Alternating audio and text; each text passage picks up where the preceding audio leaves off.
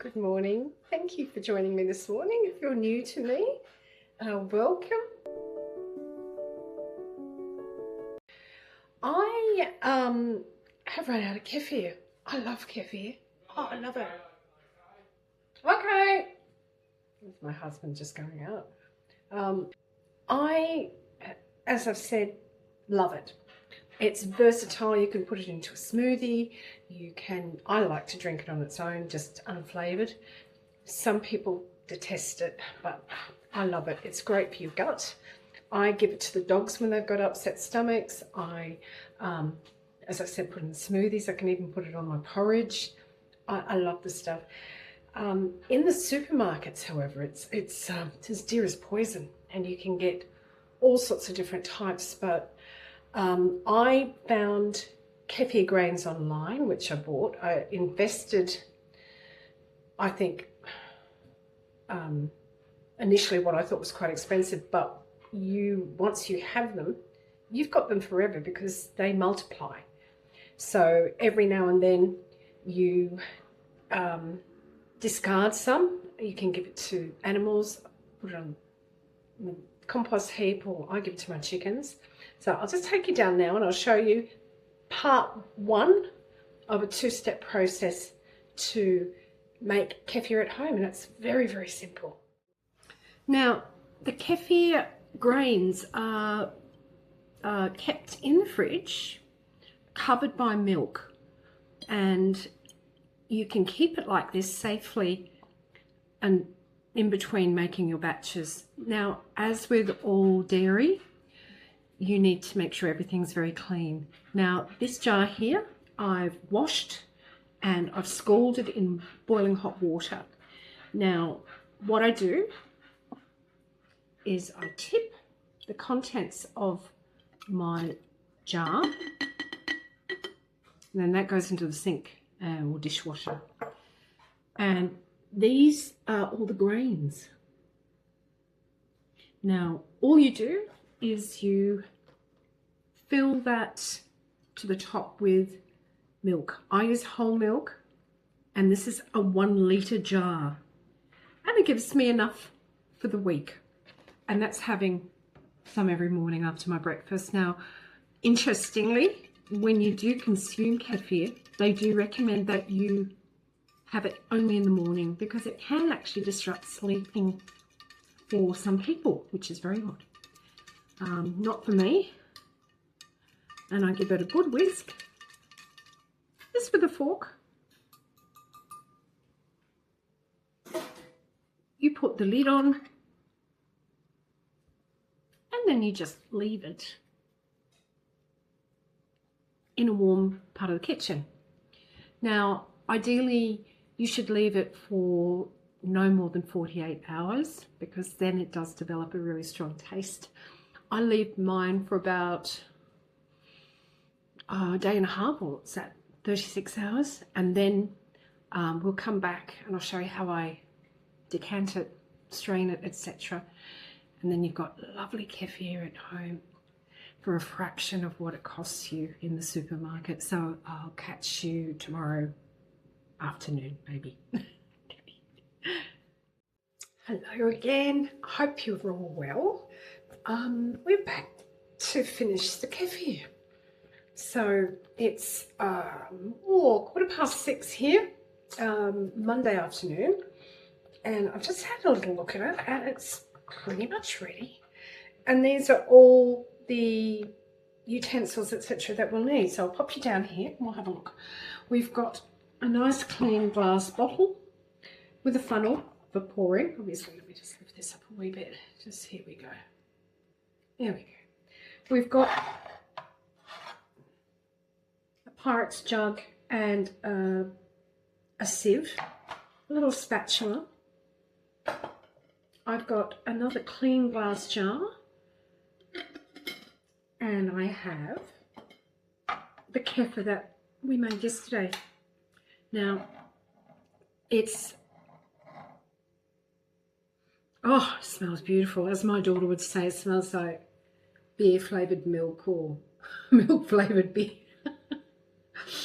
But to me, Oh, beautiful. Okay, so the first thing we do, we can see that the grains have, and I'll bring that close as I can. I hope you can see it, but you can see what looks like cottage cheese. That's the kefir grain doing its work and multiplying. So what I've got to do is take my clean glass jar, because that is where we're going to store the kefir grains until we need it for next time. Now you can use, I'll actually use a spoon and take off the first lot.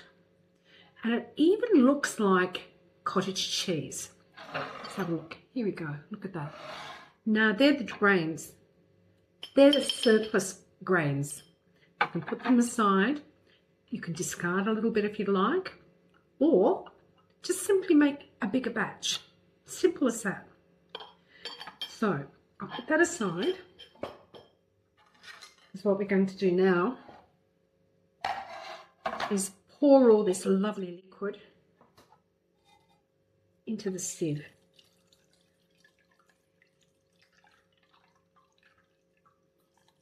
Here we go.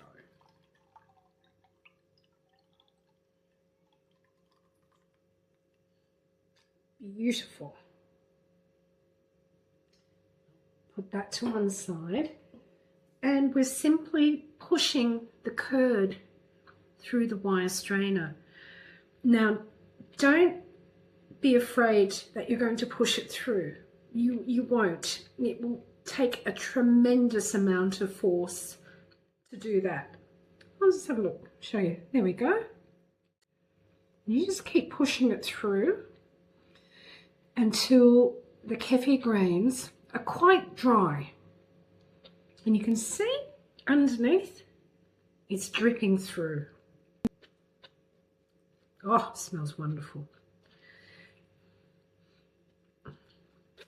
So there we have it. We have the last little bit of kefir grain. I will put it back into the glass jar, and I'm just going to simply scrape all of this goodness, beautiful, oh look at that, into our Pyrex jug for pouring into the clean container.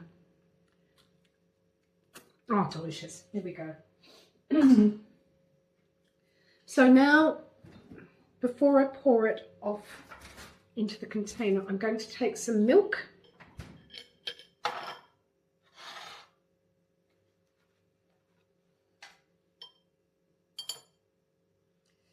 And I'm simply going to just cover it. And it's like putting it to bed for a wee bit. There we go. Just covered it.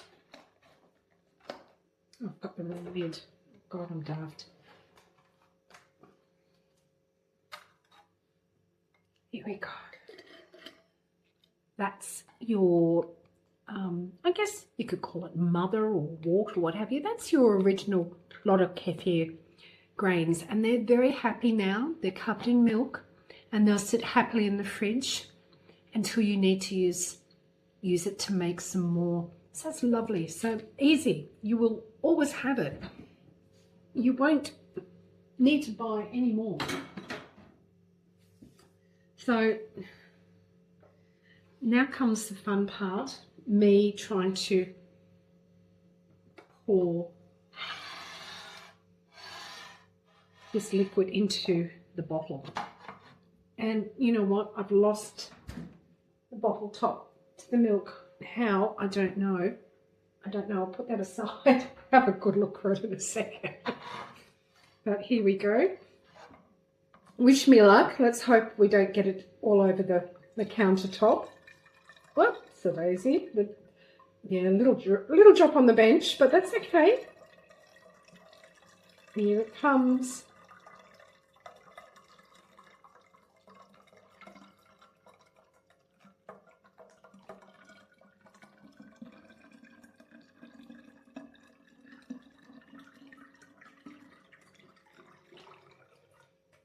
Beautiful. Get all of that goodness in there.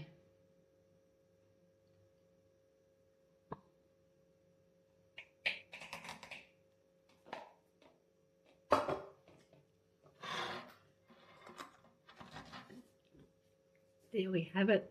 Beautiful kefir. I can't wait to have that in the morning. Oh, scrumptious. So easy. So economical. So good for you. I'll catch you all later.